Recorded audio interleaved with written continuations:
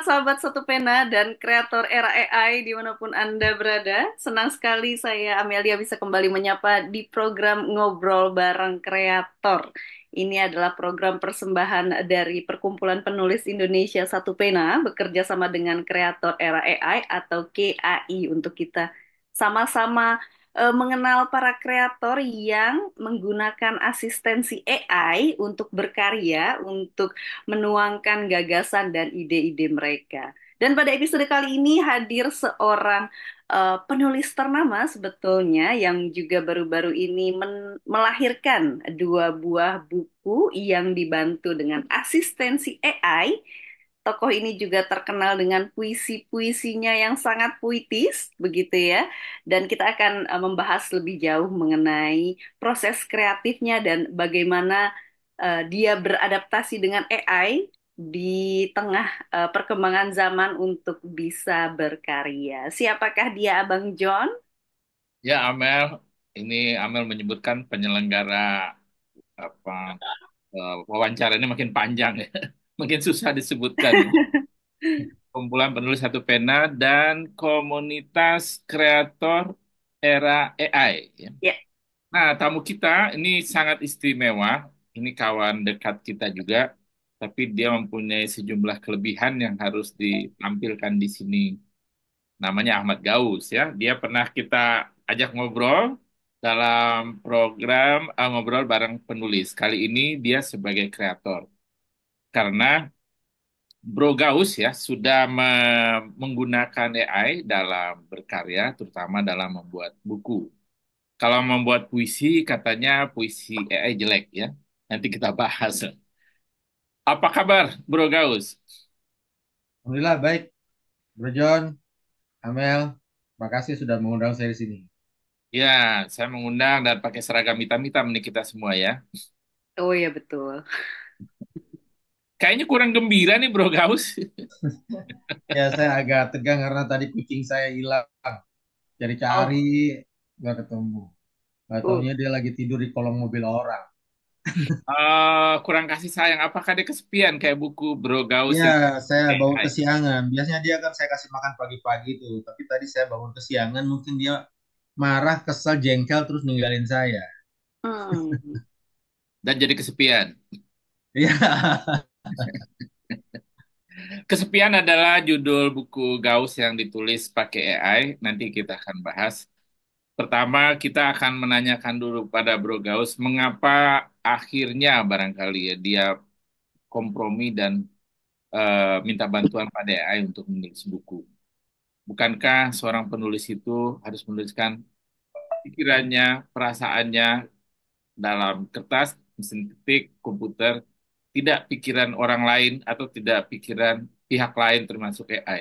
Pertimbangannya apa, Bro Gaus? pertimbangannya itu dari segi kepraktisan ya.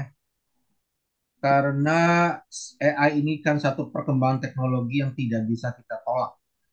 Dia ada di depan kita, seperti halnya teknologi-teknologi yang sudah mendahulunya, televisi, radio, handphone, dan segala macam. Itu kita tidak bisa menolak kehadirannya. Ketika kita menolak kehadirannya, maka kita akan digerus oleh perkembangan dan kita tidak tahu apa-apa.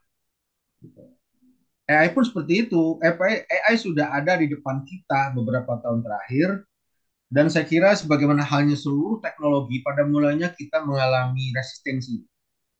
Di awal-awal pasti kita tolak dulu, karena kita khawatir ada sesuatu di belakangnya, Hmm. atau kita khawatir akan mengancam eksistensi kita, dan lain sebagainya. Saya kira saya pun mengalami hal semacam itu. Walaupun AI sudah dikenal beberapa tahun terakhir, saya baru belakangan sebetulnya menggunakan. Karena saya punya idealisme yang sama dengan para penulis lain, bahwa menulis adalah suatu kerja idealisme yang tidak boleh diintervensi oleh apapun, termasuk oleh teknologi. Begitu dia diintervensi oleh teknologi, maka hilanglah otentisitas sebagai seorang penulis dan sekaligus harga diri dan marwahnya sebagai seorang penulis sudah direnggut oleh artificial intelligence. Terjadi nggak begitu? Ini kan masih proses, Bro John. Saya sendiri kan baru belakangan. Cuman saya memang berusaha untuk melakukan interaksi positif ya. Tentu ada beberapa hal yang negatif yang saya temukan juga dalam hal saya berinteraksi dengan AI itu, nanti saya ceritakan. Tapi hal yang positifnya adalah saya melihat bahwa teman-teman yang lain ya, terutama Bro Denny GA yang sudah lebih dahulu mengawali, bukan hanya mengawali, dia juga mengkampanyekan penggunaan AI di kalangan kreator. Tadinya saya menganggap itu sesuatu yang sebagai satu ancaman. Dunia kesenian adalah dunia ruhani sebetulnya, dunia kejiwaan. Dan AI adalah produk teknologi yang tidak punya jiwa, yang tidak punya kesadaran. Bagaimana dua hal itu bisa disinkronkan? Nah, ini yang menjadi pertanyaan saya cukup lama. Tapi kemudian kita juga berhadapan dengan soal-soal kepraktisan, misalnya soal kecepatan. Saya membaca artikel-artikel dan esai-esai di portal online itu, saya kira hampir semuanya itu menggunakan AI. Kalau tidak diterjemahkan dari bahasa asing dengan Google Translate, mereka pasti menggunakan AI gitu. Sekarang saya tahu mana tulisan yang menggunakan AI dan mana yang tidak. Tapi sebagian besar menggunakan AI dan itu mudah sekali dibacanya karena AI itu punya karakter ketika dia menyajikan sebuah tulisan. Ada diksi-diksi tertentu, ada ungkapan-ungkapan tertentu yang menjadi ciri khas AI ChatGPT dalam versi apapun. Gitu. Itu hampir sama. Itu gimana ngebedanya, Bro Gaus? Ya itu tadi ada frase, diksi, ungkapan-ungkapan yang selalu muncul di setiap tulisan gitu. Itu selalu muncul. Ciri khasnya dia itu seperti itu. Dan itu bisa terbaca ketika kita membaca tulisan orang lain. Oh ini pakai. Tapi kita nggak masalah kan, karena memang mereka dituntut untuk cepat menuliskan. Setiap hari harus menghasilkan berapa tulisan. Kalau dulu kita jadi wartawan itu satu hari berapa kita nulis tulisan? Dua, tiga kan. Kalau sekarang bisa sampai belasan dengan Kalau bantuan di AI. surat kabar ya 2-3. Kalau di majalah seminggu paling 2. Ya. Itu kan tidak masuk akal sekarang itu dengan kecepatan yang tuntutan kecepatan yang luar biasa. Orang sehari sekarang harus melahirkan banyak sekali tulisan. Gitu. Tapi kan begini, Bro. Walaupun AI itu mempunyai kekasan, diksinya bisa dikenali. Lama-lama kan dia pinter lah juga. Susah juga akhirnya mengenalinya. Kan dia berkembang terus juga. Ya, saya berharap juga seperti itu ya. Tidak seperti sekarang itu kan kelihatan centang perenang sekali. Kalau kita tidak melakukan intervensi editing terhadap tulisan dari AI, saya kira itu akan diklaim sebagai plagiarisme atau kelihatan sekali buruknya karena tulisan AI itu betul-betul tulisan yang lahir dari mesin, bukan dari kesadaran seorang penulis ya. Karena itu dibutuhkan sentuhan dari penulis. Nah itu. Dalam hal ini saya kira mungkin kita posisi seorang penulis di sini lebih sebagai editor dulu. Hmm. Kalau kita mau sekedar mencari data di AI, kita sebagai penulis. Tapi kalau kita malas, kita ingin membuat satu tulisan jadi, kan kita minta tuh sama AI bisa. Kalau membuat esai tentang hilirisasi, misalkan keluar tuh Ya. tulisan tentang hilirisasi kan. Nah, tapi itu tulisan itu sangat kering, mungkin hanya data saja isinya dan deskripsi mengenai satu peristiwa gitu. Nah, tulisan semacam itu tidak menyentuh hati menurut saya ya, kecuali berita ya. Tapi kalau kita mau menyajikan suatu human interest, itu tulisan feature yang menggugah perasaan orang itu tidak bisa, tidak bisa. Belum Kita bisa harus atau melakukan. tidak bisa. Bro Gaus Ya, lebih cenderung mengatakan tidak bisa atau belum bisa. sejauh ini belum bisa ya, Belum. karena saya sendiri kan pernah bertanya sama AI, apakah kamu punya kesadaran, apakah kamu punya jiwa untuk memberikan sentuhan atau elemen elemen yang hidup dalam tulisan-tulisanmu. Dia bilang sejauh ini kita belum bisa karena kita dirancang hanya untuk melahirkan satu tulisan yang deskriptif dan data. Hmm. Kita belum punya kesadaran seperti manusia. Dia sendiri mengakui seperti itu. Itu Ya. Jadi, kesadaran dia itu. jadi kita nggak bisa banyak berharap ya untuk seorang penulis dalam pengertian penulis beneran ya, pengarang gitu. Dalam pengertian pengarang itu nggak bisa mengandalkan pada AI, tapi penulis mungkin bisa. Penulis kan hanya menulis dan menulis itu dilakukan oleh orang lain. Tapi kalau pengarang itu tidak bisa karena pengarang itu hasil karangannya adalah hasil olah jiwa. Hmm. Ini menarik nih, Bro Gaus membedakan penulis dan pengarang. Iya. Maksudnya pengarang itu apakah fiksi atau bukan? Atau penulis itu ya berita, hal-hal tulisan ilmiah atau bagaimana pembedaan yang lebih jelas tuh? Enggak, ini bukan perbedaan denotatif, ini perbedaan konotatif. Hmm. Kalau sepintas lalu penulis dan pengarang ya itu juga secara denotatif ya. Mm-mm. Karena objeknya sama tulisan ya, outputnya sama tulisan. Tapi secara konotatif itu berbeda. Penulis itu bisa siapa saja, bisa mesin yang melakukannya, bisa orang lain yang melakukannya. Makanya ada istilah ghostwriter kan, Hmm. ya kan? Orang lain disuruh menulis, saya bayar dia, itu saya klaim sebagai karya saya. Penulis juga seperti itu. Tapi pengarang nggak bisa. Pengarang itu sesuai dengan istilahnya karang hasil karangan sendiri gitu. Jadi dia yang mengarang. Ini istilah yang hilang, sudah lama sekali hilang di dunia literasi kita. Istilah pengarang ini, karena sudah diganti dengan penulis. Mungkin pengarang itu dalam bahasa Inggrisnya sama dengan author ya, Hmm. author bukan writer. Jadi kalau di dunia barat saya kira masih digunakan itu istilah author itu.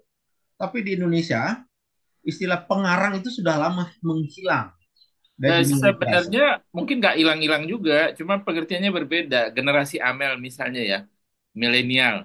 Kalau disebut pengarang, ngarang loh gitu. Dianggap itu adalah kebohongan gitu. Ngarang-ngarang ya. Apa begitu nggak Mel? Memang istilahnya itu udah nggak terlalu familiar ya, lebih sering penulis begitu ya. Bisa jadi sih kesan yang muncul begitu, Bang John. Ya Tapi kalau kalau dengar deskripsi dari Mas Gaus, jadinya pengarang sebetulnya punya nilai prestis yang lebih tinggi ya daripada penulis ya. di zaman dulu ya. Zaman dulu ya ya. Dan penulis itu dulu nggak begitu populer ya. Yang populer adalah pengarang. Ya, saya kira ini juga ada intervensi bahasa ya dari bahasa Inggris dari writer gitu kan. Karena orang udah menggunakan istilah writer untuk dunia kepengarangan, maka diambillah penulis. Padahal di Indonesia konotasi penulis itu tidak kepada karya. Yang punya konotasi karya itu adalah pengarang. Tapi Hmm. penulis itu konotasinya adalah bisa juri tulis di desa, bisa nulis PR dan sebagainya. Seperti itu, beda dengan pengarang. Ya, ya betul. Itu terasa pada istilah copywriters ya. Hmm. Copywriters itu kan industri sekali itu. Jadi Ya, iya. periklanan ya. Jadi nggak ada karangan apa nggak ada jiwa apa di dalamnya ya. Hmm. Eh, Amel kita masuk ke buku ya. Bagaimana Firdaus menulis buku mungkin bisa ditayangin Bayu dua gambar buku yang Dua tadi. gambar buku Mas Gaus yang dibuat dalam 2 bulan belakangan. Yang pertama ada Post Family Society, Masa Depan Institusi Keluarga dan Pernikahan. Yang kedua yang baru-baru ini di bulan Oktober, Lonely Crowd, Narasi-narasi kesepian dalam masyarakat urban. Temanya menarik nih. Dan yang menarik juga adalah di buku itu, terima kasih Mas Bayu. Di buku itu di Mas Ghost disclaimer, memberikan disclaimer di halaman awal bahwa buku ini dibuat dengan asistensi AI. Dibuat dengan asistensi, jadi bukan dibuat dengan AI. Sejauh mana itu asistensinya Mas Gaus? Hmm. Eh, Sebetulnya ada checker ya di program AI juga untuk melihat seberapa banyak dia menggunakan bantuan atau asistensi AI. Ya. Biarlah orang lain yang melakukan itu, karena saya tidak sanggup melakukannya sendiri. Saya sendiri bisa memperkirakan mungkin sekitar 30 sampai 40% itu adalah bantuan dari artificial intelligence. Bahkan sebetulnya kalau saya mau jujur, tema atau topik yang menjadi judul buku itu dua-duanya itu dari bantuan dari artificial intelligence. Hmm. Hmm. Karena saya tanya dulu kepada mereka, saya mau menulis buku nih, kira-kira temanya apa ya yang menarik dan kira-kira akan menjadi perbincangan orang dan diperlukan oleh masyarakat. Dia kasihlah itu beberapa alternatif ya. Salah satunya adalah mengenai family resilience, ketahanan keluarga gitu. Hmm. Mengenai ketahanan keluarga karena menurut dia medsos dan segala macam sekarang sudah menjadi ancaman bagi keutuhan keluarga. Nah, kemudian saya kembangkan dengan dialog dengan AI. Akhirnya muncullah kata itu. Tapi ketika saya tanya dengan istilah post family society, AI nggak tahu, nggak Hmm. mengerti karena dia belum pernah dapat input soal itu. Nah, saya bukannya kecewa, saya pikir malah ini bagus dia nggak tahu. Hmm. Berarti ini kan tema yang betul-betul baru, belum pernah diangkat oleh orang lain. Dasarnya dia beritahu masalahnya ketahanan keluarga. Gitu. Tapi kemudian saya kembangkan sendiri, jadilah Post Family Society. Begitu saya cek di Google, memang tidak ada orang yang membahas mengenai Post Family Society, itu belum pernah ada. Jadi tema buku ini betul-betul baru. Ada satu artikel yang saya kutip di situ, dia bicara mengenai post familialism. Kira-kira sama ininya. Arahnya dengan saya itu sama. Tapi saya menggunakan istilah post family society. Dan itu saya kembangkan.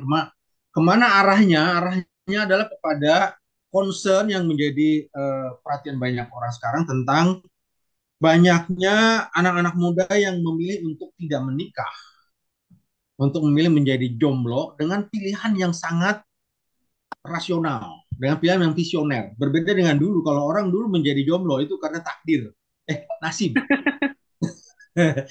Ya kan? Ya karena Pilihan. belum ada jodoh gitu kan, macam-macam. Kalau sekarang orang menjadi jomblo, menjadi single, istilahnya itu neo single, beda dengan dulu. Kalau dulu kan single, sekarang neo single.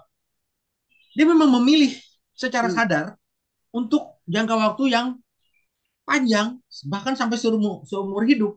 Saya ceritakan di situ ada seorang perempuan doktor, psikolog, dan dia sadar memilih untuk menjadi jomblo seumur hidup. Dan menurut dia, saya lebih bebas, punya waktu yang banyak, tidak harus konflik setiap hari dengan pasangan saya, dan saya bisa melayani banyak orang. Siapa kekasih saya? Kekasih saya adalah Tuhan, alam semesta, dan lingkungan hidup di mana saya berada.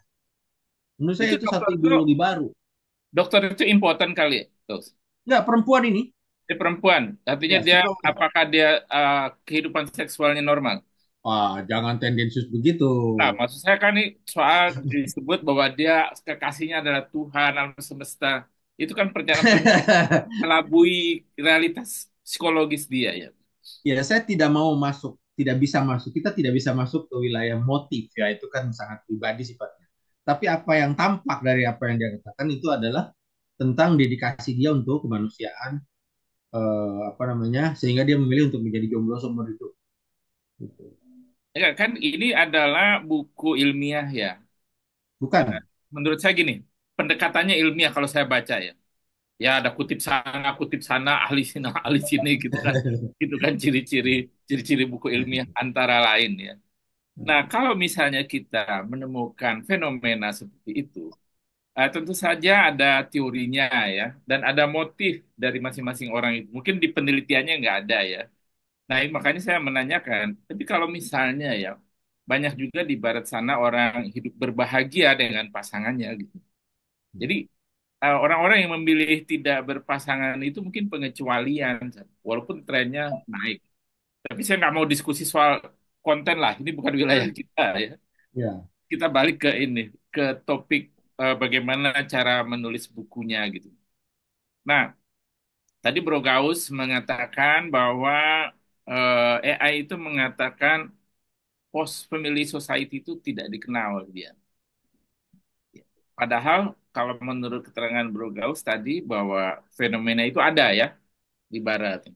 Jangan-jangan istilahnya yang berbeda antara Bro Gaus dan mesin itu tidak sama ya. Ya, saya kira itu betul ya. Di setiap negara fenomena seperti itu kan ada ya, terutama di negara-negara maju ya. Bahkan di Jepang sendiri yang sudah dari tahun 90-an, sebagaimana di penelitian yang saya kutip di situ, ada seorang profesor di sana melakukan penelitian mengenai bagaimana kebanyakan perempuan di Jepang, perempuan muda memilih untuk hidup sendiri. Dia istilahnya, sayang sekali istilahnya itu agak jelek ya. Istilahnya itu parasite single. Single yang menjadi parasit. Karena dia tidak mau menikah, tapi dia tinggal di rumah orang tuanya. Gitu. Sehingga dia seumur hidup menjadi parasit bagi keluarganya. Tapi itu kan tahun 90-an. Belakangan ada perkembangan baru di mana mobilitas vertikal di kalangan kaum perempuan itu sudah sangat maju. Mereka menjadi apa namanya, menjadi profesional, bahkan menjadi direktur dan sebagainya. Posisi-posisi penting yang diduduki oleh perempuan kan sekarang banyak itu. Nah, karena kesibukannya atau karena apa, mereka sengaja memilih untuk menyendiri, eh, menjadi single, menjadi jomblo, tapi tidak tinggal di rumah orang tuanya. Mereka Hmm. tinggal sendiri di rumahnya atau di apartemen. Dan mereka menikmati itu.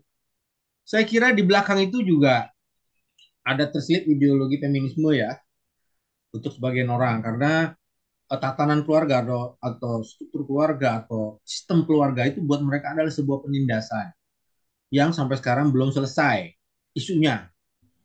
Nah, dari dulu sampai sekarang yang namanya keluarga itu adalah penindasan terhadap perempuan karena di sana ada dominasi laki-laki sebagai suami yang berhak atas istrinya, atas tubuhnya, atas hidupnya, atas masa depannya dan sebagainya. Istri harus begini dan begitu, harus mengurus anak, harus tinggal di rumah dan sebagainya. Itu adalah dominasi yang ditolak oleh kalangan feminis. Karena itu saya bukan curiga, tapi saya pikir mungkin saja di belakang gagasan itu ada ideologi feminisme, mungkin ya. Atau setidak-tidaknya gagasan itu didukung oleh kalangan feminis, gitu.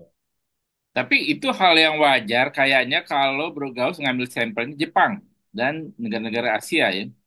Tapi kalau di Barat kayaknya nggak begitu ya. So di Barat umur 18, 21 apalagi dia sudah diusir, bukan diusir ya. Ya, Budaya di mereka Keluar. itu menganggap lebih mulia jika orang yang sudah dewasa itu tinggal sendiri di luar ya.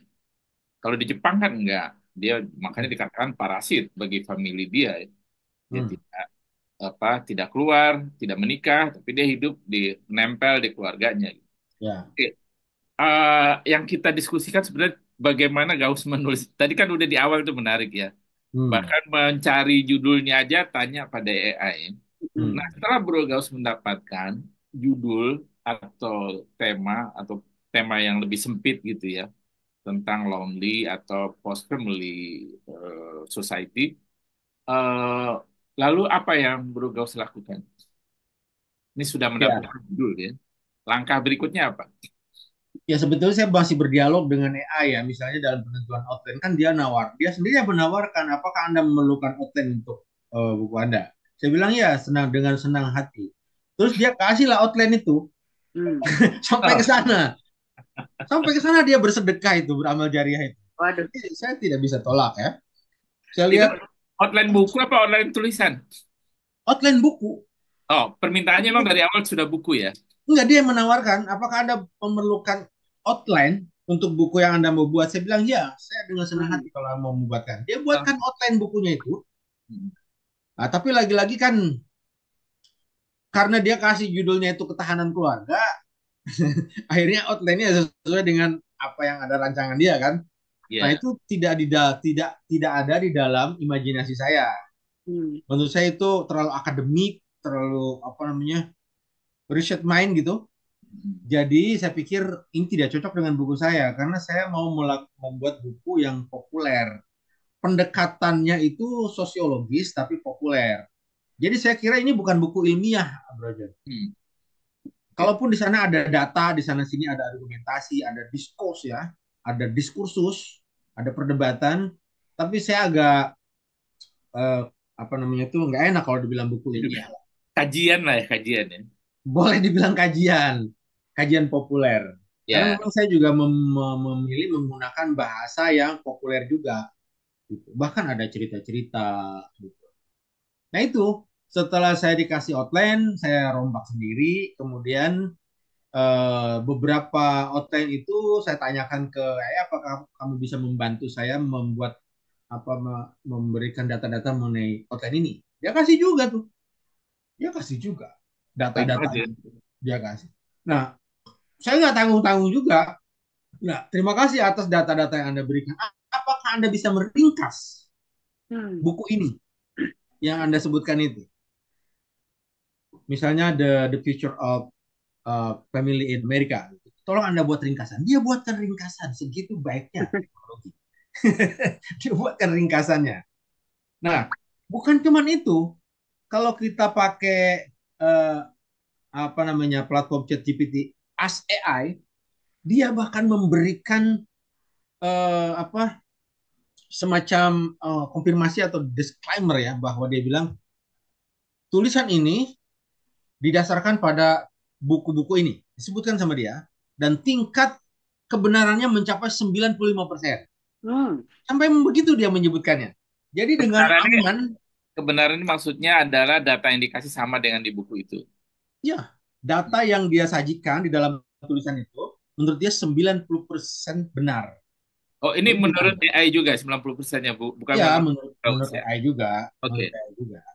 Ya, kalau yang lain kayak ChatGPT Nova atau Deep AI itu kan mereka nggak memberikan keterangan semacam itu. Jadi kita tidak tahu sejauh mana itu benar atau enggak.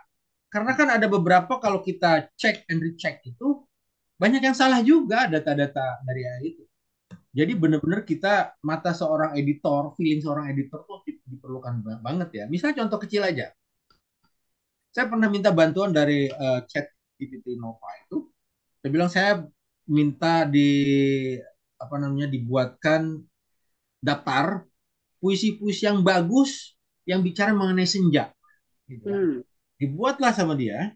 Kemudian dia menyebut salah satunya adalah Senja di Pelabuhan Kecil, karya Sapardi Djoko Damono. Mm-mm. Saya bilang, ini bukan karya Sapardi Djoko Damono. Bro, ini bukan karya Sapardi.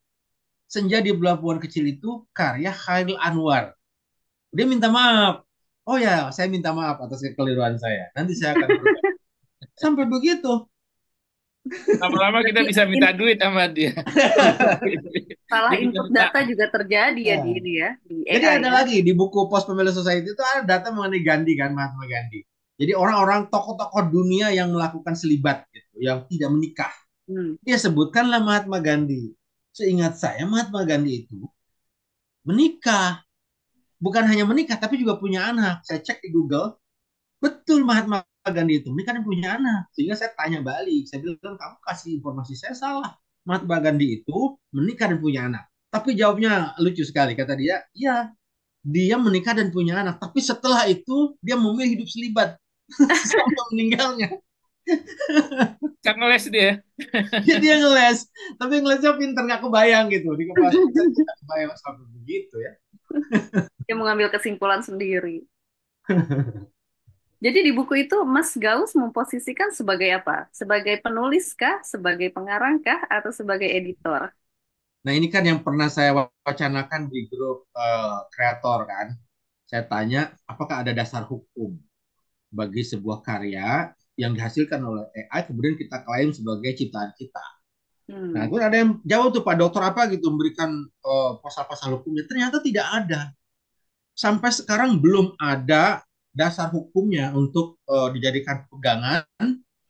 Apakah karya yang dibuat oleh AI itu bisa diklaim sebagai karya kita atau karya kolaborasi gitu. Hmm. Artinya harus disebutkan di situ penulis Ahmad Gaus dan AI. Nggak Nggak bisa ada. begitu. Hah? Kolaborasi. Nanti royaltinya buat dia dikasih kemana? Kalau kolaborasi kan begitu kan? Ada royalti buat dia kemana kasihnya? Jadi masih ada kekosongan hukum ya. Selama masih ada kekosongan hukum, kan kita bisa manfaatkan kekosongan itu. Apalagi belum ada apa istilahnya itu jurisprudensi ya. Ya, jurisprudensi. Saya nggak tahu apakah pernah ada jurisprudensi mengenai ini. Kalau ada jurisprudensi bisa dijadikan dasar, tapi kalau belum ada ya saya kira nggak bisa. Mungkin yang Kita ada harus pendapat hukum. kita harus memanfaatkan kekosongan ini untuk berkarya sebanyak-banyaknya. Hmm. Cuman memang kita dihadapkan pada masalah keamanan ya, karena kalau orang seperti Mas Denny nggak ada masalah, karena dia berkarya, karyanya itu dipublikasikan secara for free Ya. kan, gratis, sehingga seperti kita nulis status di media sosial bebas aja kan, karena itu non komersial. Hmm. Tapi kalau orang seperti saya Wah, menulis misalnya untuk dikomersilkan, saya kira kita harus hati-hati betul itu. Memang belum ada hukumnya, tapi hati-hati itu. Karena pernah ada kasus belum lama ini ya, 2 minggu yang lalu itu ada kasus, ada dua penerbit besar di Indonesia. Saya nggak mau sebutkan, mm-mm. yang dihujat oleh para netizen karena ketahuan dia menggunakan AI dalam membuat covernya, dalam Oh. membuat sampulnya dia memakai AI. Ini penerbit besar, dua penerbit besar. Dihabisin sama netizen sampai banyak sekali netizen yang bilang saya mau apa namanya keluar, apa namanya unsubscribe gitu Oh, oke. terhadap mereka. Tapi Sampai kan, minta maaf itu, penerbitnya sampai minta maaf. tapi kan begini, bro. Misalnya dia pakai AI, kalau ditulis, cover Hmm. buku ini dibikin berbantuan AI. Itu nggak masalah kan ya? Ya. Saya Tapi kira enggak ya. nggak masalah kalau begitu ya. Problemnya problemnya karena dia nggak ditulis, Ya, nggak dikatakan. Nggak ada sebenarnya disclaimer. bukan karena memakai AI-nya dia disalahkan kan. Iya, Karena dia tidak, disclaimer-nya tidak ada. betul. Tidak Nah, ada disclaimer. Yang kedua, kalau saya tidak salah ingat itu para netizen mengkhawatirkan hilangnya profesi para desainer. ya Hmm. itu bisa masuk akal ya. Tapi Hmm. kalau misalnya dikatakan melanggar hukum, digugat, itu juga nggak bisa. Sebab Hmm. yang menggugat itu adalah orang yang dirugikan secara langsung. Istilah hukumnya, Ya, dia punya standing legal. Kalau tidak betul. punya standing legal kan nggak bisa dia. Tidak ada standing legalnya. Jadi dalam hal ini kita menulis pakai AI sahaja. Karena nggak ada yang bakal menuntut gitu kan. Nggak ada Ya, undang-undang yang dilanggar kan. Masalah kan begitu. ya, Kita lanjut bro. Soal penulisan tadi. Jadi bro ya, sudah dikasih dapat Outline. dapat outline. Sudah Mhm. direvisi oleh Bro Gaus sesuai dengan keinginan, isi kepala dan rencana semula ya. ya. Setelah itu apa yang dilakukan? Ya, setelah itu saya masih terus berkomunikasi dengan AI untuk hal-hal yang saya tidak tahu ya mengenai data segala macam terutama ya. Karena kalau AI itu kan memberikan data dengan deskripsinya langsung bisa dipakai. Mm-mm. Beda dengan kalau kita search di Google ya, browsing di Google misalnya mengenai data kelahiran di data orang-orang yang kesepian di Inggris gitu kan. Kita harus olah, ya kan? Kita harus olah sehingga itu menjadi tulisan kita sendiri baru kita kasih kutipan. Ini dari The Guardian misalnya kayak gitu. Tapi kalau AI kan enggak, kita enggak perlu menyebutkan ini sumbernya dari AI dari Anu, gitu kan nggak usah. Nah, AI itu memberikan tulisan jadi gitu. Kalau kita tanya tolong buat esai mengenai tingkat kesepian kalangan remaja di Inggris, dia memberikan tulisan yang sudah jadi. Udah Tergantung matang kita ya? mau minta Udah matang berapa ya? karakter, berapa word kita mau minta. Walaupun nanti perbedaannya adalah kita ini premium atau gratisan. Itu aja yang membedakannya. Kalau gratisan pasti dibatasi ya jumlah wordnya atau tingkat jumlah permintaannya dibatasi. Ada yang sehari cuma 3 kali boleh bertanya, ada yang Mas lima Gaus ribu berarti yang kata. premium ya? Jadi Bagaimana kalau Mel? seorang Jadi penulis berarti Mas Gaus yang premium ya? ada yang Berbayar deh bro. premium, Bro berbayar ya ada. AI-nya. Saya ada yang premium. Sekarang sedang decline dulu karena harus bayar dan belum ada saldonya di Oppo. Kan saya pakai Oppo kan. Hmm. Hmm. Belum ada Ya, ya. saldonya di Oppo. Nanti tolong diisi aja sama Bro John atau Amel. Oh, bisa. Nah, belakangan saya pakai ChatGPT yang gratis lagi, yang 3 ChatGPT yang gratis. Dan saya kira itu sudah cukup ya. Asal jangan satu, karena kita cari perbandingan juga. Mereka tuh kadang-kadang kan memberikan informasi yang berbeda. Misalnya gini, tadi pagi saya tanya sama Nova ya, ChatGPT Nova. Saya bilang tolong saya buatkan ringkasan pidato Pak Prabowo dalam pelantikan sebagai presiden kemarin. Hmm. Dia jawab, mohon maaf saya tidak bisa membuat itu karena kami tidak punya akses. Kecuali sampai Oktober 2023. Coba bayangkan. Empat. Enggak, Oh, ini kan datanya 2024. historik sampai Tahun 23. yang lalu. Setahun Ya. yang lalu. Menurut saya ini gila. Jadi selama 1 tahun dia tidak menginput data. Dia Hmm. tidak menginput data. Saya tanya lagi ke Ask AI, jawabannya sama. Saya tidak punya akses untuk akses data kecuali sampai Oktober 2023. Nah, yang lebih mengerikan lagi, ada satu chat GPT namanya Deep AI. Saya tanya ke dia pertanyaan yang sama. Tolong buatkan ringkasan pidato Prabowo. Dia jawab apa? Kami tidak punya akses kecuali sampai 2021. Waduh, lebih Jadi jauh. jauh sekali kan? Jadi selama 3 tahun itu dia tidak membeli data atau mencuri data dari big data. Dia hanya sampai pada 2023. Kalau kita tanya mengenai hal-hal yang bersifat klasik, yang kuno, sejarah segala macam, mereka pasti tahu itu karena lengkap datanya. Tapi yang terbaru mereka tidak punya. Itu saya kira salah satu kelemahan dia. Oke. Nah, terus sudah ada outline, kemudian Bro Gaus memilih AI-nya apa, ChatGPT Nova atau apa gitu. Tinggal Hmm. dimasukin lagi outline-nya pada ChatGPT dan Oh mereka enggak, lalu mengeluarkan hasil buku, satu buku. enggak. Outline saya enggak saya negosiasikan lagi karena saya sudah berbeda dengan kerangka yang dia buat kan. Dia Oke. punya kerangka seperti itu yang cukup saklek ya. Saya punya kerangka seperti ini. Yang saya dialogkan adalah isinya. Hmm. Yang saya dialogkan adalah isinya. Saya minta data, saya minta dia mendeskripsikan buku-buku tertentu, mendeskripsikan situasi tertentu di Jepang mengenai banyaknya anak-anak perempuan yang bekerja dan memilih untuk menjadi lajang dan sebagainya. Nanti dia buatkan tulisan itu, gitu. Jadi dalam Tinggal buku Bro Gauss, misalnya dalam buku itu, Kesepian itu ada satu chapter dan di bawahnya ada catatan kaki banyak itu adalah satu hasil dialog dengan ChatGPT.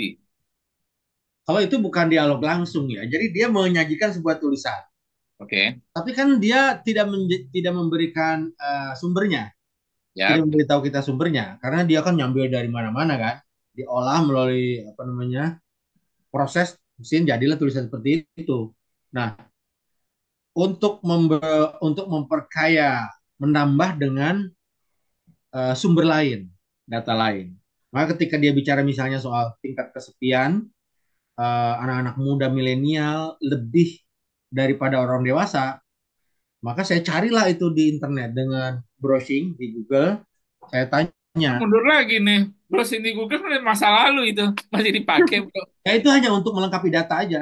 Oke. Hanya untuk Cross-check melengkapi data ya. data supaya ada kutipan. Kalau orang sekarang orang kita kan lebih percaya dengan kutipan. Kalau ngarang aja gitu nggak ada kutipannya, dikiranya itu ngarang. Tapi dari mana ini datanya? Iya. Iya, kayak guru gembul nanti ngomong sebanyak-banyaknya nggak ada datanya. Ya, dialah Ya, jadi datanya. di setiap tulisan itu saya berusaha untuk memberikan kutipan-kutipan supaya orang bisa merujuk. Oh ini, walaupun sebetulnya tulisan aslinya itu dari AI Oke. gitu.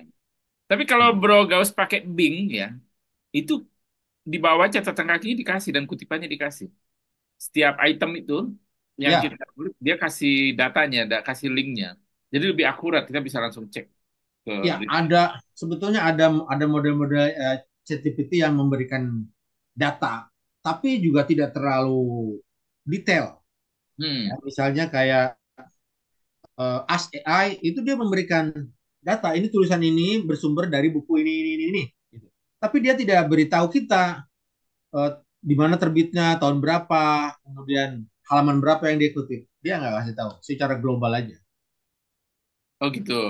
Hmm. Nah, lalu setelah itu jadi, misalnya per bab dari berbagai ChatGPT dikumpulkan, dikonfirmasi ulang, lalu beralih ke bab yang lain buatnya. Ya, Oh, satu buku itu satu ChatGPT, bagaimana ininya? oh Proses. saya udah kalau sudah sampai ke sana saya sudah tidak lagi berkomunikasi dengan ChatGPT ya. Karena Mm-mm. itu artinya sudah menjadi milik saya naskah itu. Hmm. Mm-mm. Sudah menjadi milik saya. Sekali waktu saya butuh bantuan dia lagi saya akan menghubungi, tapi selama saya tidak lagi membutuhkan bantuan dia, ya sudah. Saya punya otonomi untuk mengembangkan pikiran-pikiran saya sendiri. Terutama saya tetap merujuk pada sumber-sumber ya dari internet terutama ya. Karena sekarang kan saya baca buku agak malas juga itu. Jadi Sebenarnya ngambil dari ChatGPT yang baca. jadi Minta ngambil dari diringkas. internet aja. Nah, itu yang saya lakukan. Bahkan sampai selesai saya tidak lagi berkomunikasi dengan chat GPT. Hmm. Jadi sebenarnya klaim bahwa Bro Gauss menulis berbantuan ChatGPT itu, menulis buku ya, bukan menulis saja. Ya. Menulis buku berbantuan ChatGPT kurang tepat dong. Yang Bro Gauss lakukan adalah menulis chapter berbantuan ChatGPT. Tapi buku keseluruhan itu murni Hmm. dari Bro Gauss.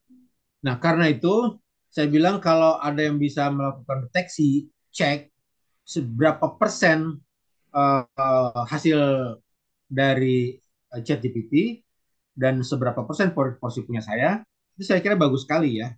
Saya belum bisa itu. Tapi saya menduga memang antara 30 sampai 40% itu adalah hasil karya ChatGPT. Hmm. Itu 30-40% hasil ChatGPT murni apa diedit lagi? Oh ya diedit lah, nggak mungkin lepas begitu aja. Karena Hmm. saya bilang tadi itu, dia punya kebiasaan untuk mengulang-ulang Hmm. frase yang sudah dia gunakan, kalimat-kalimat yang sudah dia gunakan lagi di artikel yang lain. Jadi dia tuh sebenarnya lebih suka bermain-main dengan kalimat Hmm. GPT itu. Jadi kita harus hati-hati betul. Jangan sampai dalam satu tulisan ada dua kalimat yang sama. Itu kan pekerjaan editor. Jadi menurut saya, ChatGPT dalam konteks tulis menulis ini bisa berguna untuk seorang penulis yang sudah menjadi penulis. Penulis Sebab yang seorang penulis yang sudah menjadi penulis, dia punya sense of editing ya, ya. Hmm. ya punya rasa editor, punya rasa sebagai seorang editor. Nah, kok untuk seorang penulis baru, saya kira ChatGPT nggak bisa dipakai gitu. Kalau sekedar untuk nulis status gitu, gaya-gaya ya boleh aja, karena nggak akan ada yang nggak akan itu kan nggak komersil kan. Tapi misalnya seorang penulis pemula menulis buku dari ChatGPT kemudian dia jual belikan, wah itu saya kira sangat Nah, berbahaya menurut saya. bro, saya mau nanya lagi ya. Saya baca itu dua buku yang tadi Ya, itu gimana? secara scanning ya, cepat, baca cepat. Ya, ya, Saya ya. kehilangan rasa apakah benar ya, dugaan saya kehilangan gaya Gauss gitu ya dalam buku tersebut. Apakah betul begitu nggak? Style, Gaya, hmm, style. style Gauss dalam menulis. Sekarang begini, Bro John ya. Kalau misalnya kita menulis sebuah puisi, kemudian kita minta sama ChatGPT, tolong buatkan sebuah puisi tentang bulan purnama di malam hari yang indah dengan gaya Pablo Neruda. Dia akan membuat itu dengan gaya Pablo Neruda. Hmm. Gitu. Jadi sebetulnya bicara soal gaya ini juga agak-agak ya sekarang ini bias. Iya sih. Ya, bias. Kalau Amel minta dibuatkan puisi gaya Sapardi Djoko Damono, itu ChatGPT bisa loh.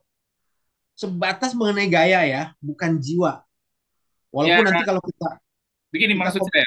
Gaya apa jiwa, saya nggak tahu istilah yang tepat. Tapi ya, kalau misalnya saya baca tulisan Amel ya, saya tahu itu ini Amel, gitu kan. ya, Saya baca nah, tulisan Gauss, ini Gauss, ya, gitu kan. ya, Tapi ketika berbeda ya, ini bukan Amel nih, ini bukan Gauss gitu, begitu maksudnya. ya, Saya selalu ya itu kenal gaya. karakter, karakter Betul. tulisan Amel, tulisan Gauss gitu. Jadi kalau saya baca, ini bukan Amel ya, ini bukan Gauss ya, ini ChatGPT Ya, ya, atau apa gitu, kayak begitu. ya, Terasa nggak oleh apakah benar dugaan begitu, Bro Gauss? ya. Saya kira kalau soal gaya itu eh, saya bilang tadi itu bias ya. Karena sekarang kita bisa meniru gaya siapa saja, gaya Airi, gaya Sapardi, gaya Abdul Dalmar, dan sebagainya. Tapi persoalannya menurut saya adalah apakah tulisan itu berjiwa apa enggak? Karena Hmm. yang akan berpengaruh itu adalah tulisan yang berjiwa bukan soal gaya. Kalau gaya kan bisa dilupakan, Hmm. ya kan? Banyak orang yang meniru gaya Sapardi. Sebelum ada chat GPT, udah banyak orang yang meniru gaya Sapardi lah. Tapi hanya Sapardi yang bisa membuat tulisan yang berjiwa dengan gaya seperti itu. Misalnya ada A, B, C menulis gaya Sapardi, dia bisa, tapi penjiwaannya nggak bisa, nggak bisa ditransfer. Kalau gaya bisa ditransfer, tapi penjiwaannya nggak bisa ditransfer. Jadi menurut saya fokusnya bukan kepada gayanya itu. Kalau gaya itu kan masalah luar, tapi Oke. masalah dalamnya itu adalah interiornya itu masalah jiwa. Nah ini yang tidak dimiliki oleh ChatGPT. Jadi karena itu menurut saya nggak bisa tulisan hasil ChatGPT itu kita turunkan begitu saja. Dia harus diolah kembali dengan mata seorang editor pada tingkat permukaannya dan untuk masuk lebih ke dalamnya lagi harus menjadi seorang penulis, bukan pengcopy dari ChatGPT. Itu menurut saya, Bro John. Yap, yap. Oh, menarik, menarik. Itu berapa lama Mas Gaus dari Ya. mulai proses menulis apa, mencari judul sampai akhirnya jadi sebuah buku? Aduh. 1 minggu bisa selesai satu. Saya ya, Oh, saya kira satu. Kan ada orang yang menawarkan di media sosial tuh menulis 1 hari 1 buku. Itu Itu gila-gilaan kan kompas sekarang itu. banyak. ada ya? Ada Ada, memang. Dia jual ada menulis promnya 1 hari 1 bahkan buku. ya. Jual promnya nulis buku 1 hari 1. Itu pasti Oh, Ya, kompas ya. orang menurut saya gila itu. Tapi saya Iya. nggak bisa. Minimal satu satu hari 1 minggu lah. Bisa itu 1 minggu satu. Tapi untuk buku ini, untuk buku Lonely Crowd itu saya butuh waktu hampir 1 bulan untuk mengolahnya. hmm. Eh, Itu apakah lebih karena lama Dengan ya? metode pertama yang kali atau Enggak yang Lama kedua kan? gimana? Pengalaman pertama kan biasanya lama ya. Enggak, Konteksnya yang bukan. Itu kedua bukan kan? buku yang pertama. Buku yang pertama itu eh, Was Family Society. Iya. Itu bahkan itu mungkin 2 minggu ya saya buatnya. Karena itu tidak terlalu tebal ya, 120-an halaman. Terus datanya lumayan banyak juga, gitu. Gampang dicarinya. Hmm. Karena kan mengenai jomblo kan teman saya kan banyak. Saya berimajinasi mengenai itu gitu. Ada teman cari buku. Termasuk Amel kan jomblo tuh. Oke, terus kenapa yang kedua itu lama? Yang apa? Yang lonely itu? Iya, saya harus apa namanya? Harus masuk betul ke dalam apa namanya jiwa dari isu itu. Hmm. Karena masalah kesepian itu kan masalah sangat mendasar ya dalam diri manusia gitu. Saya jadi punya pengalaman pribadi mengenai itu. Dan saya mau berempati pada orang yang kesepian seperti lagunya The Beatles itu, ya kan? Yang Eleanor Rigby itu kan. Bicara tentang oh kesepian itu dari mana kan orang yang kesepian itu dan sebagainya. Nah, eh, saya bergaul dengan orang-orang yang menurut saya orang-orang kesepian di Jakarta ini. Mereka tentu tidak akan mengatakan bahwa mereka kesepian, tapi dari bahasa tubuhnya, dari perilakunya, dari raut mukanya, saya tahu bahwa mereka kesepian. Kenapa? Karena saya mengalami hal itu. Hmm. Kenapa langsung tutup muka? Dibaca ini apa? Tolong jawab. Nggak sampai dibaca sama dia saya kesepian apa enggak biar nggak dibaca. Dan saya mau tahu apa sebabnya gitu. Nah, ternyata banyak penelitian yang apa namanya yang sudah mengeluarkan hasil-hasilnya mengenai kenapa orang banyak kesepian, di antaranya ya hidup di kota besar itu kan orang cenderung individualistik ya, sendiri-sendiri nggak mau tahu. Kemudian ada komunitas-komunitas, tapi itu bersifat permukaan. Komunitas itu pertemanan yang bersifat permukaan. Artinya hubungan di dalam pertemanan komunitas itu tidak mendalam, Iya. hubungannya tidak intim, hubungannya hanya sebatas pertemanan biasa saja. Nah, sementara kebahagiaan itu ditentukan oleh hubungan yang intim antara kita dengan orang lain. Interaksinya itu betul-betul kejujuran, ketulusan, kesejatian, dan sebagainya. Sementara pertemanan di ibu kota itu kebanyakan karena kepentingan, based of interest. Kepentingan karena orang punya kepentingan dengan Amel, maka orang menghubungi Amel setiap hari. Pagi, siang, sore, mau Iya. berteman dengan Amel. Kenapa? Karena Amel punya posisi misalnya sebagai apa, karena dia mau pinjam uang, karena dia mau dihubungkan dengan seseorang dan sebagainya. Pokoknya dia punya kepentingan. Nah, seperti itu. Jadi tidak tulus. Beda dengan di desa, di kampung-kampung itu kan orang berteman, bergaul itu kan secara tulus. Dan kalau ada masalah, semua orang tahu, semua orang membantu. Coba di kota besar, kamu tuh punya masalah sampai mati, kakak ada yang membantu, sampai kamu Menarik. menjerit-jerit karena orang lebih memikirkan diri sendiri. Ya orang tidak mau tahu kehidupan orang lain. Misalnya, Amel nggak akan ditahu, Amel, kamu udah beli beras belum? Nggak akan ditanya. Tapi Iya. kalau di kampung orang bertamu ke rumah orang lain. Itu sebetulnya dalam rangka menyelidiki. Dalam rangka menyelidiki nih orang mau menyediakan apa. Kalau dia tidak menyediakan apa-apa, hanya air putih, berarti dia tidak punya teh, Hmm. berarti dia tidak punya kue. Besoknya dia akan datang lagi membawa makanan. Di kampung seperti itu. Di Menarik. kota ada nggak yang seperti itu? Nggak ada. Hidup di kota itu Ada sudah. di kota kita nggak disuguhin apa-apa. Saya pikir pelit nih orangnya gitu. Menarik, kajiannya mendalam itu. Iya menarik ini kalau pengamatannya. Amel kita Iya, waktunya nih mepet. Kita Oh iya. baca puisi itu ya. Tayangan puisi Bayu. Oke. Kita Ada bahas salah puisi satu dari Ai. penampilan puisi terbaru Mas Gaus. Boleh kita lihat dulu Mas Bayu. Mabuk Tuhan bersama Rumi. Seraut wajah bulan dibungkus kain kafan. Jiwanya terbang ke awan. Tubuhnya dimasukkan ke dalam cawan. Diarak keliling kota diiringi nyanyian, Ya Maulana, Ya Maulana. Jalaluddin Rumi, penyair sufi yang mengajari orang berzikir sambil menari. Orang-orang bertanya, benarkah Rumi sudah mati? Tembok-tembok kota dihiasi gambar Rumi. Anak-anak muda kitab-kitab mengupas ajaran cintanya.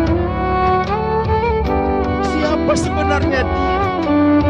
Manusia ataukah bulan? Itu puisinya dibantu AI, Mas Gaus. Enggak, sama sekali enggak. Itu murni ciptaan saya. Gaya saya dan jiwa saya ada di situ. Kenapa tidak minta bantuan AI? Karena saya tahu dia tidak akan bisa. Saya sudah mencoba berkali-kali di puisi-puisi yang lain. Saya tidak bisa membuat puisi yang saya inginkan sesuai dengan harapan saya. Nggak bisa. Saya sudah tidak bisa melakukan itu. Entah nanti dia bisa apa enggak. Untuk puisi-puisi pendek yang sekedar bicara mengenai keindahan bahasa, mungkin AI. Saya sudah terlatih dengan keindahan bahasa. Nanti saya kasih tahu bagaimana dia membuat puisi yang indah. Tadi saya minta dia membuat puisi tentang kehidupan, dia sudah buatkan itu. Itu bahasanya cukup indah. Tapi untuk sebuah puisi yang punya tendensi tersembunyi, yang pesan-pesannya itu implisit tapi menggugah hati pendengarnya, saya kira AI belum bisa ke sana. Termasuk seperti yang dikatakan Mas Denny dulu, AI belum bisa membuat puisi esai. Saya kira itu benar itu. Mas Denny kan pernah bilang kayak gitu. AI belum bisa membuat puisi esai. Ya, sob datanya baru sampai 2001 kan. Kalau misalnya Nah, kan belakangan ya ini belum ada data dia. harus Ketika lebih ada data bisa harus dia. lebih banyak di input ya. Iya. Padahal puisi esai kan harusnya udah masuk big data ya, puisi esai udah banyak sekali. Ya masa pengambilan datanya kan dia bertahap. Ada 2021, 2023 kan tadi seperti Bro Gaus bilang. Belum diinput oleh dia puisi esai itu, jadi belum bisa. Nah, Bro Gaus, tadi puisi Rumi, bahkan Bro Gaus tidak mencoba meminta AI membuatnya. Baru akhirnya melupakan, nah ini jelek, baru bikin, atau langsung bikin sendiri. Hmm. Bagaimana? Apakah pernah mencoba AI bikinkan saya puisi tentang Rumi gitu. Lalu pas Buat jadi jelek ini dibuang. Bagaimana prosesnya? yang kasus Rumi kemarin enggak ya, tapi sebelumnya tentang eh Padang Karbala itu. Saya pernah menulis puisi untuk dibacakan di acara Syiah ya, Oh iya, saya ingat. Arba'in itu. Karena saya kan bukan Syiah ya, pengetahuan saya minim sekali mengenai itu. Walaupun pernah baca beberapa bukunya, akhirnya saya minta bantuan waktunya mepet. Saya minta bantuan ke AI, tolong dibuatkan puisi judulnya Padang Karbala. Dia buatkan puisi itu, nggak cocok dengan saya karena hanya indah bahasanya saja, pesannya nggak ada. Saya pindah ke chat GPT yang lain, kira-kira hanya indah bahasanya, isinya nggak ada. Sampai 3 chat GPT yang saya coba, tidak satu pun yang memuaskan. Akhirnya saya keluar rumah, ambil kopi, merokok, jadi tuh 1 jam. Jadi itu 1 jam. Apakah yang Jadi jadi itu terpengaruh oleh puisi yang dibuatkan oleh ChatGPT sebelumnya? Kan dibaca. Ah, nggak ya bagus. saya baca. Enggak, malah saya melupakannya karena saya takut terpengaruh. Hmm. Jadi saya masuk dalam kondisi saya sendiri, kondisi di mana saya cukup menghayati aja sebetulnya. Toh menulis puisi itu pada akhirnya saya sadar nggak perlu punya referensi yang terlalu banyak. Yang penting kita tahu setting ceritanya seperti apa. Bahwa Hussein itu dibantai oleh tentara Yazid. Kasus seperti itu ya sudah. Saya ingin merasakan penderitaannya yang saya ingin bagikan kepada pendengar. Dan alhamdulillah kan, ketika saya bacakan puisi itu, para narasumber nangis semua itu. Iya, nah. Karena Ada di depan penghayatan. saya persis. Narasumbernya di depan saya persis. Ustaz Agus Abu Bakar itu nangis berurai air mata. Anda bisa membayangkan, nah, Chat GPT nggak bisa melakukan itu. Nggak bisa. Itu harus dari manusia ke manusia.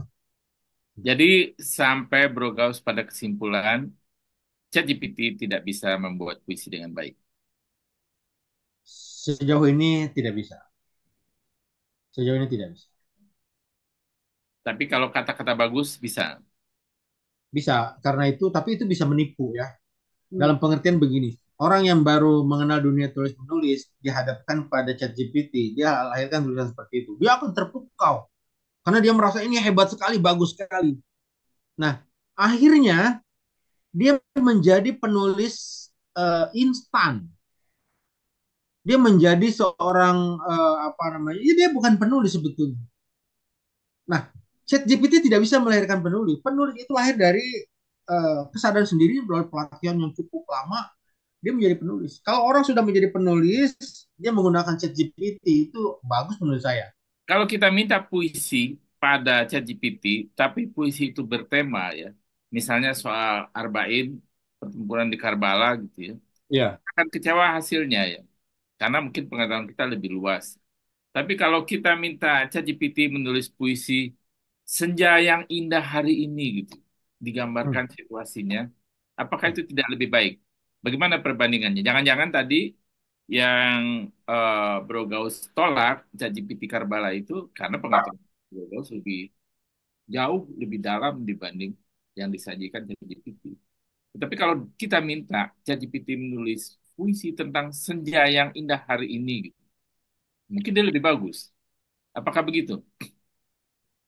Ya, oh, apa namanya itu ukurannya apa gitu? Maksud saya, saya bandingkan, kan saya tidak bisa menilai karya saya sendiri ya. Dalam pengertian Ini bagus kan atau tidaknya. karya ChatGPT yang kita nilai, bukan karya Bro Gauss. Oke, kalau saya apa namanya membaca sebuah karya puisi dari ChatGPT dengan feeling saya sebagai orang yang sudah menulis ratusan puisi, saya bisa bisa menilai puisi itu berhasil atau tidak, bukan bagus atau enggak sih sebetulnya. Kalau itu Hmm. relatif ya, berhasil atau tidak gitu.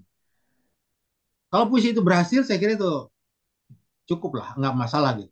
Nah, ChatGPT sejauh menyangkut eh, apa namanya persyaratan untuk membuat sebuah puisi, struktur luarnya, bentuknya, itu saya kira udah memadai karena puisi itu kan bahasa yang indah.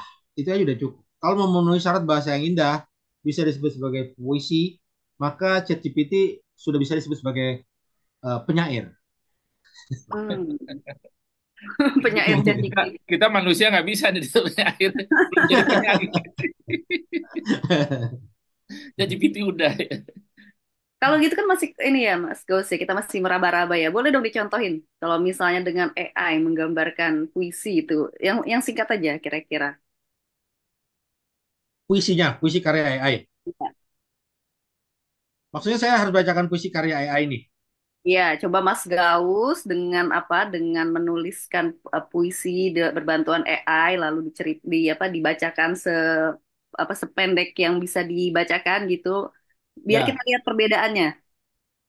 Dan ya dinilai. oke. Bagaimana menilainya? Jadi Perbandingannya dengan tadi AI saya, seperti tadi itu. saya sebelum acara dimulai, saya minta ke ChatGPT ini, ke Deep AI untuk menulis sebuah puisi tentang perkembangan AI dalam kehidupan masyarakat. Ditulis sama dia puisinya. Puisinya tuh ada berapa bait ini lumayan banyak, 6 bait, tapi saya bacakan sedikit aja. Judulnya ini menarik sekali. Di ujung jari masa depan menyapa. Itu kan keren. Hmm. Kritis. Ini AI bisa buat seperti ini. Dalam senyap malam, bintang berkelip. Di antara deru mesin dan nyanyian data, terlahir sebuah cahaya berwajah futuristik, kecerdasan buatan sahabat manusia. Itu penggabungan antara bahasa teknis dengan bahasa puisi. Ya. Ya, untuk orang yang baru mengenal puisi, ini puisi bagus sekali. Tapi buat saya ini puisi jelek sekali, karena dia gagal mempertemukan dua estetika. Hmm. Hmm. Gagal mempertemukan dua. Di satu sisi dia ingin menggabungkan antara keindahan bahasa, sehingga dia menggunakan bahasa senyap malam, bintang berkelip, cahaya bulan, tapi tiba-tiba muncul nyanyian data. Hmm. Itu beda, nuansa, beda rasa antara data dengan bulan purnama itu dua hal yang sangat jauh jiwanya. Tapi dia coba untuk menggabungkan. Sehingga menurut saya ini puisi bukan jelek atau bagus, tapi puisi ini gagal. Gagal menyentuh jiwa. Tapi untuk orang yang baru pertama kali mengenal puisi mungkin bagus. Dengan jari jemari kita berinteraksi. Jari jemari itu bahasa puisi. Tapi interaksi itu bukan bahasa puisi. Itu bahasa teknis. Menyentuh layar, suara, dan cahaya. Masih oke lah. Narasi kehidupan semakin bervariasi. Di dunia maya kita menjalin cerita. Itu masih oke. Dari algoritma yang tak henti belajar. Menguak misteri, mengatasi masalah. Mengatasi masalah itu bukan bahasa puisi. Itu bahasa ekonomi. Di setiap sudut ada apalagi transformasi. Bahasa sosiologi. Dari pertanian hingga medis kita bersatu. Nah, itu ngawur. Aut-autan, nggak karu-karuan. Dia mencoba menggabungkan beberapa eh, elemen dari dunia medis dengan bahasa yang indah dan sebagainya, tapi tidak berhasil disatukan, sehingga puisi ini menurut saya gagal. Jadi Tapi sebagai masalahnya, sebuah bahasa mencoba untuk menjadi indah, dia sudah mencoba untuk menjadi indah. Gitu. Jadi menurut saya ada paradok di dalam puisi-puisi yang diciptakan oleh AI karena dia memaksakan diri untuk menulis sesuatu yang sebetulnya dia tidak mampu. Dia tidak mampu melakukan itu.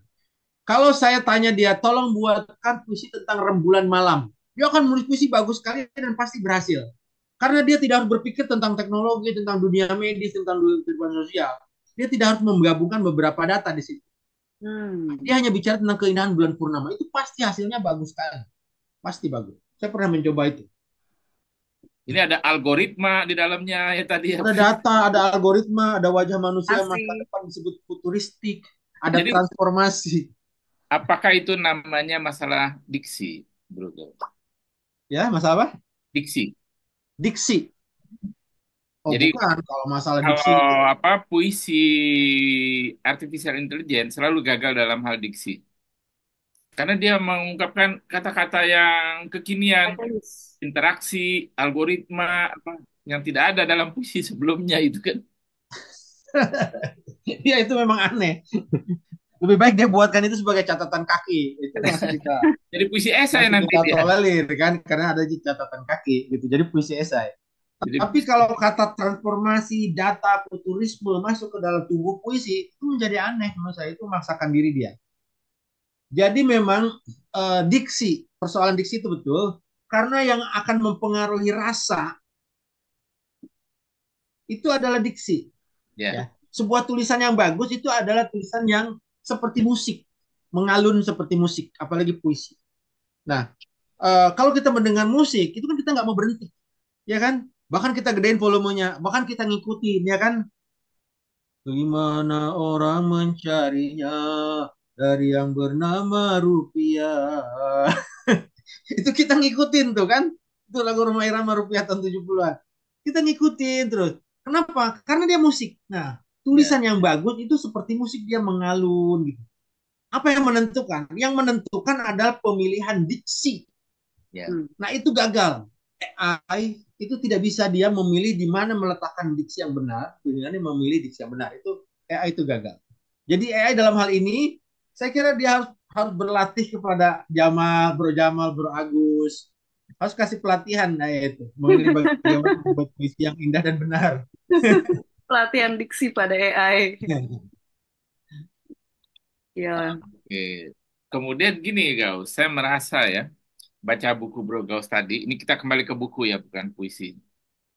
Em, Siapa tulisan kalau dibimbing oleh AI ya, terasa itu apa sudut pandang penulis itu hilang ya. Seperti ya Bro Gaus kan pernah di editor ya, kan kalau nulis itu harus pakai angle yang ketat gitu kan, Ya, supaya tulisan itu tajam dan ada ya, akhirnya yang endingnya yang mantap ya gitu. betul. Nah, itu nggak ada saya lihat gitu, Bro Gaus. Apakah karena dia AI atau karena belum pinter? Soal sudut pandang itu sebenarnya kita yang menentukan. AI itu akan ngikutin kita. Mm-mm. Kalau kita datang dengan pikiran kosong, AI akan memberi paduan sama kita. Tapi kan itu bisa kita counter dengan pandangan kita sendiri. Kita mau mengarahkannya kemana gitu. Nanti kita tentukan sudut pandang kita, AI akan ngikutin. Ini loh, menurut saya begini, tolong kamu carikan datanya, tolong kamu tuliskan, nanti dia akan mengikuti kita. Kalau dia punya data ya. Cuma memang tidak apa namanya tidak bisa diharapkan 100% isinya itu sesuai dengan harapan kita. Lagi-lagi di sini kan kita bukan pada akhirnya kita menjadi pengarang lagi, bukan tukang ya. Kalau sekedar tukang, dia hanya mengumpulkan data-data, membuat sebuah struktur tulisan dengan bantuan AI itu jadi. Tapi kita mau jadi tukang atau mau jadi pengarang? Ya, Beda loh. Tukang bangunan dengan arsitek kan beda, ya kan? Tukang jahit dengan desainer kan beda, ya. Desainer yang punya visi, yang memberikan sentuhan estetika pada sebuah busana misalnya itu kan desainer. Tapi dia kasih aja gitu ke tukang jahit, ikutin tukang jahit itu. Nah, saya kira AI ini tukang jahit juga. Hmm. AI ini tukang jahit. Dia akan menjahit data-data yang dia punya. Sebab dia tidak mungkin mengeluarkan sesuatu yang tidak pernah ditulis orang. Ya, nggak mungkin. Dia mengolah apa yang sudah ada, yang pernah dibahas, yang pernah ditulis orang. Tidak seperti manusia. Manusia itu bisa membuat, meng-create sesuatu yang belum pernah ada. Kalaupun pernah ada, misalnya itu hanya kebetulan saja. Karena di dunia ini tidak ada yang baru. baru sama sekali ya. Amel, kita udah jam 11.18 ya, udah lebih Sudah lebih. eh, 8 menit dari 1 jam ya. Oh iya. Ada artikel sebetulnya Bang John, Oh iya, boleh, silakan. sebelum kita di akhir. Artikel sudah beberapa bulan yang lalu sebetulnya. Mas Bayu? Oh iya, iya benar-benar ini berbantuan AI, saya lupa ini.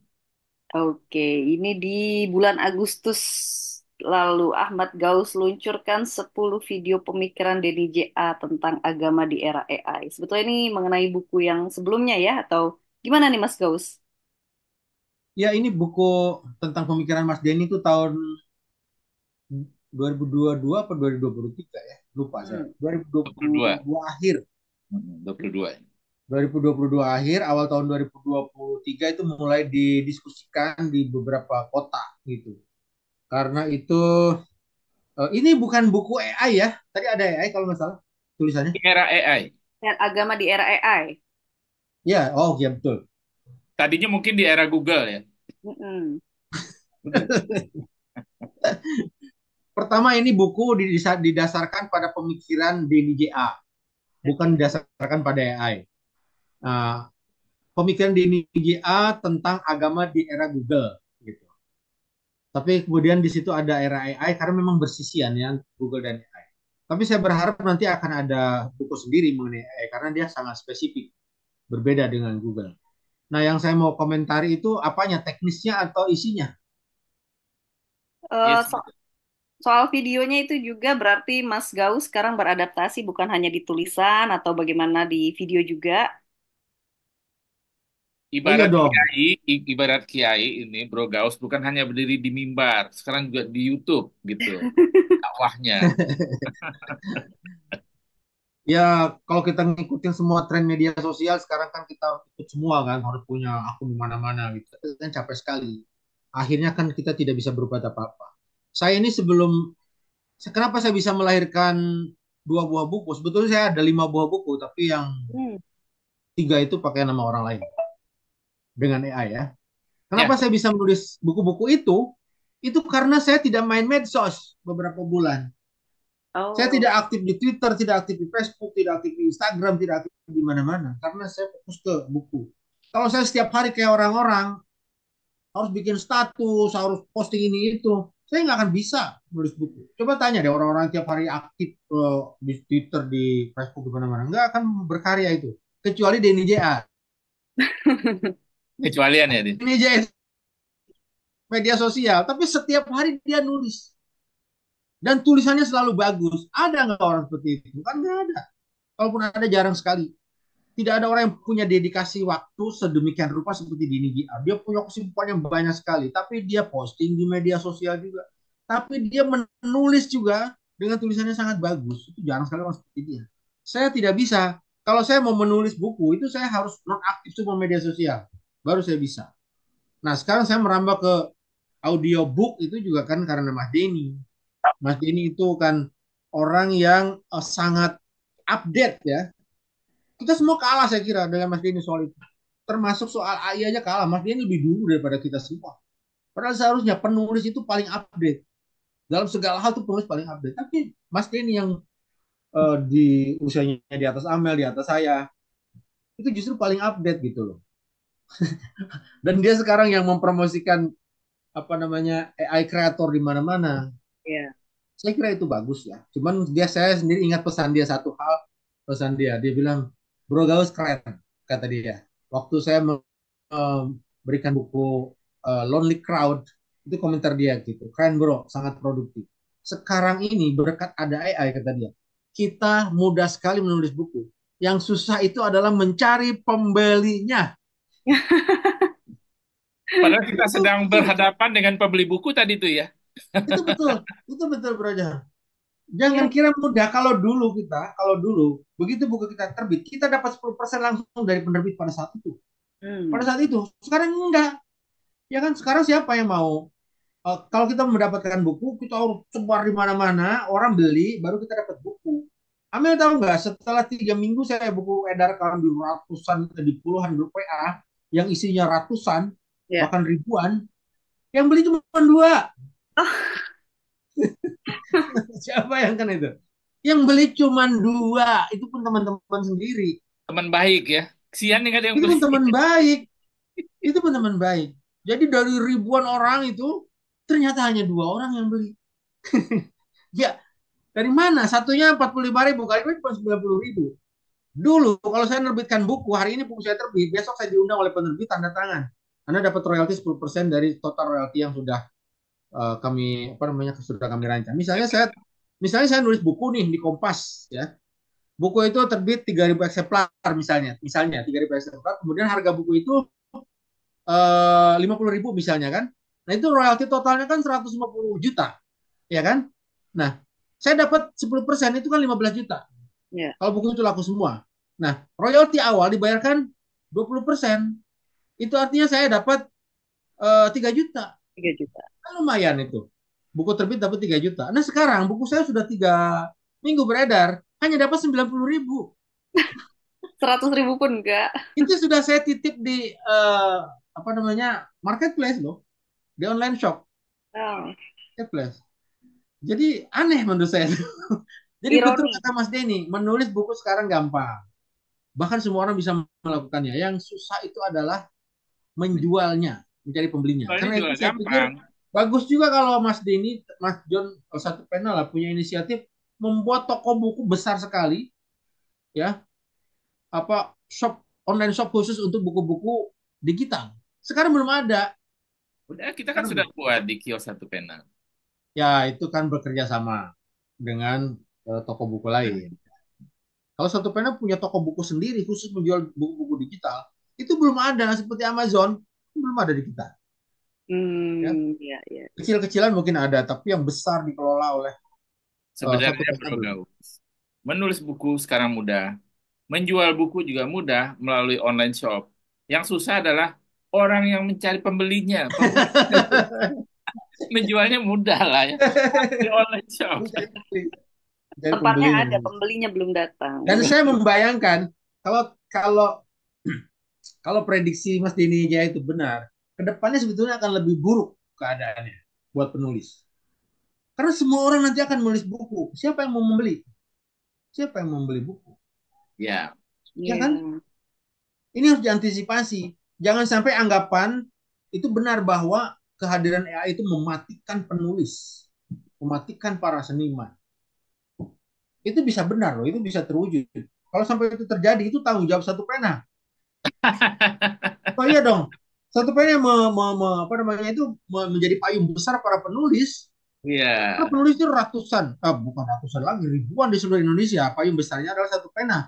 Masa depan mereka itu tergantung kebijakan satu pena sekarang ini. Kalau mereka diadakan pelatihan penulisan dengan AI, misalnya mereka terlatih bisa sehari menulis satu buku, terus mau diapakan buku Ya itu? itu bukan satu pena, kreator era AI. Itu Oh, komunitas oke. baru. Ya, Ya, Sama setelah juga itu orangnya what sama. next gitu, what next? Setelah itu bukunya mau diapakan? Iya. menarik, Oh, para menarik tuh. peserta pelatihan udah bisa. Jadi jangan diantarkan sampai menulis aja, tapi sampai penjualnya, sampai ke pembelinya itu gimana? Itu Betul-betul. jangan sampai ini ada penelitian John Levi Strauss pernah melakukan penelitian di pedalaman Brasil tentang penduduk-penduduk primitif. Di sana diadakan pelatihan buta aksara. Hmm. Mereka diajari menulis, tapi nggak pernah diajarkan untuk apa mereka berlatih menulis. Hmm. Begitu mereka selesai berlatih menulis, sistem sistem komunikasi tradisional hancur semua. Biasa mereka berkomunikasi melalui simbol-simbol, melalui lonceng, melalui daun, melalui apa, ditinggalkan karena mereka sudah bisa menulis. Tapi ketika mereka bisa menulis, Mau ngapain? orang baru belum tentu. Karena dunia tulis menulis itu adalah ciri khas masyarakat kota.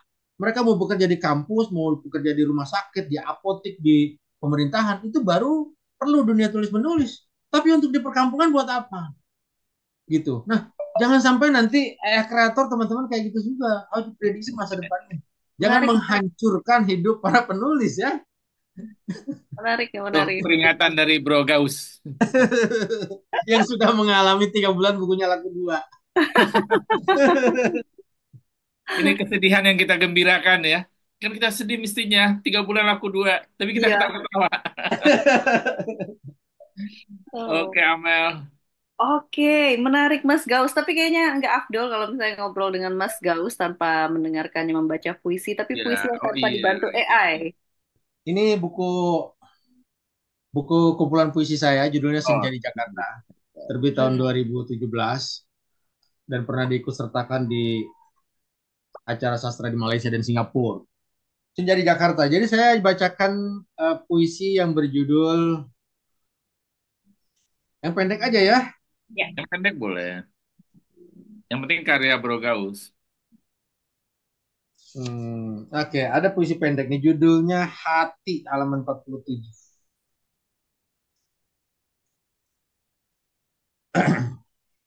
Hati. Setiap minggu pagi aku menggiling hatiku di mesin cuci dengan deterjen pembersih noda dan sedikit pewangi. Kalau hari cerah, aku menjemurnya di halaman rumah. Tapi akhir-akhir ini banyak pencuri, bikin aku was-was. Bayangkan kalau sampai hatiku hilang, dicuri orang. Besok aku mau menemuimu membawa apa? Udah Wah, ya, Om John. metaforanya itu keren Mas Gaus. Keren banget Mas Ahmad Gaus. Oke, kita sudah berada di penghujung acara ya, Bang John. Seru Ya, sekali betul. ngobrol bareng Mas Ahmad Gaus, pengarang, penulis, editor yang juga beradaptasi begitu ya dengan artificial intelligence. Mudah-mudahan banyak hal dan kisah inspiratif yang bisa kita ambil dalam episode kali ini dan kita akan ngobrol dengan penulis serta kreator lainnya di episode-episode lainnya yang tentu saja tidak kalah menarik. Sukses selalu Mas Ahmad Gaus. Mungkin 3 bulan terakhir baru 2 buku yang terjual. Dalam 1 bulan ke depan berapa buku mudah-mudahan kita harapkan terjual. Dan jadi tantangan bersama sebetulnya bukan hanya beradaptasi menulis dengan AI-nya, tapi juga mencari pembeli atau pembaca yang mau membeli karya kita, hasil karya dari karya yang dibantu dengan artificial intelligence. Sukses selalu Mas Ahmad Gaus. Kita jumpa Masih. lagi di ngobrol bareng kreator lainnya di episode selanjutnya. Akhir kata, sehat selalu, salam hangat, dan sampai jumpa. Terima kasih Bro Gaus. Terima Sampai kasih jumpa. Bro John, Ande, Terima Amel. kasih Terima Mas kasih. Gaus.